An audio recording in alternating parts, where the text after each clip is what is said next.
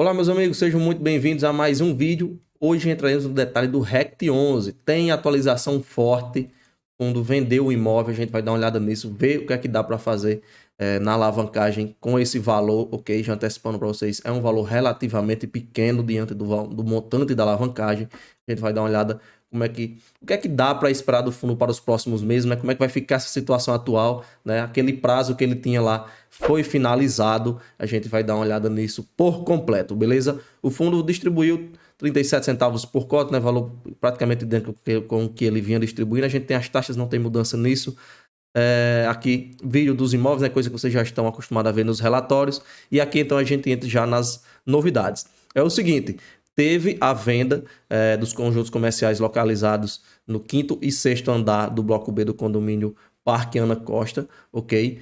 Vai até mostrar a área, 1.600 metros quadrados, e os imóveis foram vendidos no valor de 12 milhões de reais, ser pago em 180 meses, ou seja, ele não vai receber esse dinheiro de uma vez, ok? Ele ainda vai receber 500 mil reais como sinal e as parcelas de 88 mil em 180 meses, ou seja, tem muitos anos aí pela frente, né? Vai dar uns 15 anos aí se dividir, né? Então, esse valor vai ajudar ali a compensar o que ele perdeu do inquilino, né? Até porque o contrato de locação foi cancelado, né? Porque ele vendeu o imóvel, ele não vai mais receber esse aluguel desse inquilino, ok? Inclusive o comprador vai ver o que é que vai fazer com o imóvel, né? Diante do valor da alavancagem, é um valor relativamente pequeno, né? Vamos antecipar aqui, já já a gente volta. 181 milhões aqui de saldo devedor, ele tem 12 milhões. Tem alguns valores, como a gente viu, que ele tinha de amortização para ser pago, a gente vai já olhar isso aí no CRI Evolution, no CRI Barra, ok? Mas para finalizar essa questão dessa venda, esse montante aí, desses 12 milhões, vai ser pago nas 70 parcelas e acrescido de juros de IPCA mais 8, tá? Ou seja, é uma operação ali, um middle, né? Que ele vai, no caso agora ele está recebendo, né?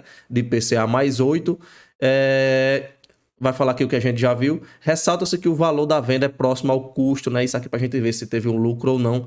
O valor do imóvel, na última avaliação, que foi em dezembro de 2023, estava avaliado em 11,8 milhões. Ele vendeu por 12.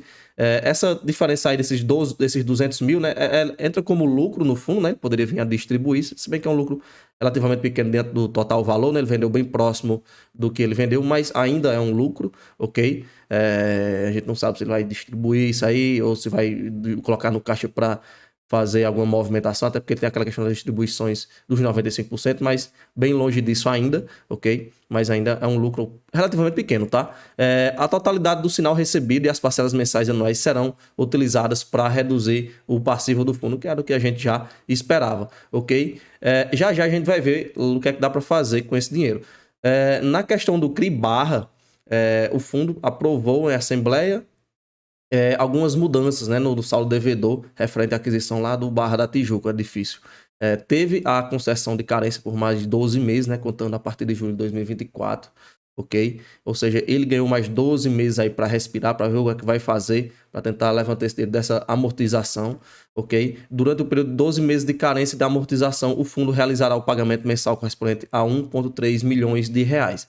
Este valor será utilizado para pagar os juros remuneratórios mensal, a atualização monetária mensal, os juros remuneratórios acumulados e a atualização monetária acumulada da operação de sectorização. Ou seja, está meio que um juro acumulando em cima do outro. Enfim, o que fica, a grande dúvida aqui é como é que vai ficar essa operação. Ela tem lá a taxa de PCA mais tanto, como é que vai ficar com esse novo prazo, né? Se vai ter um aumento dessa taxa, já que você está, uma amortização que estava para acontecer ali, você está jogando ela mais para frente, né? Vamos ver aí como é que o devedor vai fazer. Pelo menos ele não falou nada, né? Então até então não tem a modificação, né? Mas fica aquela questão, né? Um pagamento vai ser dividido, né? Como é que vai ficar essa taxa dessa operação ao fim, ok? O valor aí de 1,3 milhões será atualizado mensalmente pela inflação a partir de julho de 2024. Vamos avançar. Aqui teve questão de venda, né?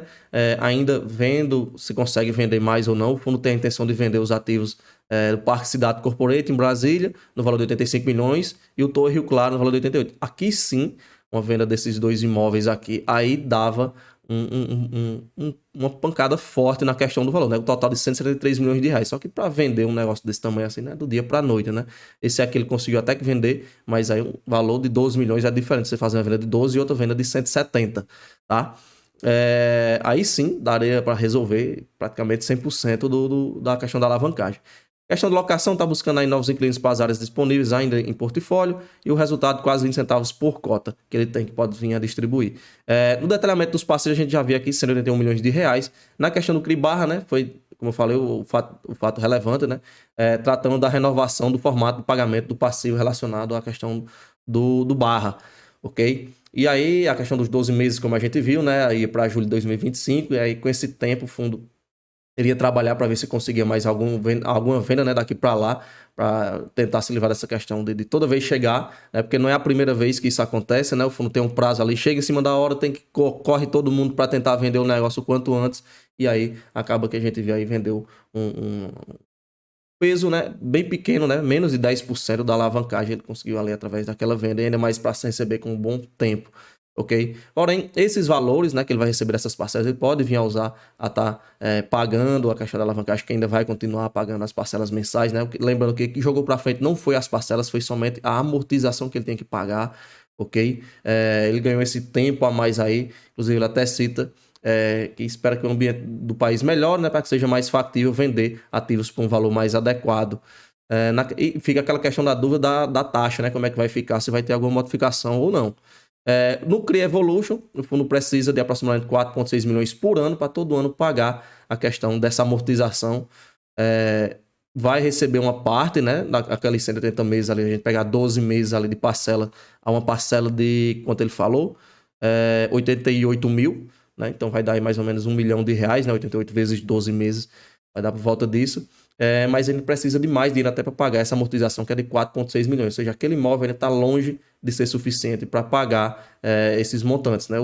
Ele ainda vai ter que correr atrás de mais 3 milhões aí, ou tirar dos dividendos, ou alguma outra venda, né? Ou do caixa ali que ele consiga tirar, né? Que esteja dentro daquele. Lembrando, essa questão de tirar dos dividendos desse caixa tem que sempre ter em mente a questão da distribuição dos 95% que tem que ser mantido, né? Então aí seria esse restante aí. Enfim, ele tem que dar os pulos aí para conseguir, a não ser que faça algo parecido com a questão do CRI Barra, né? De prolongar por mais 12 meses, aí ele tem mais 12 meses e o processo vai se renovando, né? Mas sempre aquela questão de ver como é que vai ficar essas taxas aí no final de tudo.